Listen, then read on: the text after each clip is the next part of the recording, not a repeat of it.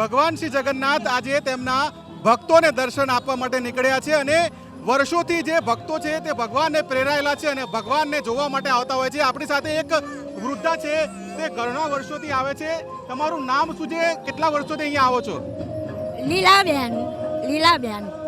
પણ હું બહુ વર્ષથી અહીં નહીં આવતી, પણ ઘેર કોઈ રહેતું નહીં ને એટલે અહીં કાઢું પર આવું. અહીંથી દર્શન કરીને વહેલી રિક્ષામાં બેસી જાઉં, અસારવા ઉતરી જાઉં.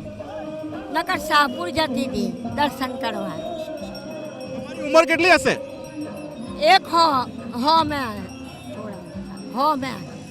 અત્યારે તમે કઈ રીતે આવ્યા ત્યાંથી અસારવાથી? રિક્ષામાં આવ્યા. હા, એકલી છું, એકલી આવી.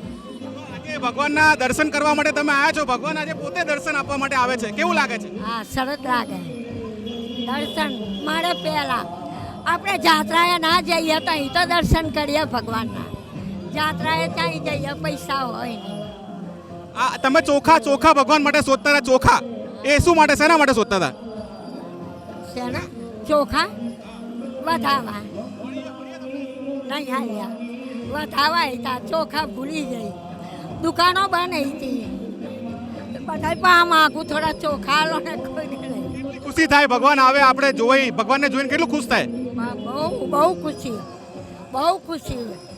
અપ્પા રાખું, ખાતી નહીં, ખાલી ચા પીને આવું. ઉપવાસ રાખો છો? ઉપવાસ ભગવાનને જોયા પછી ખાશો?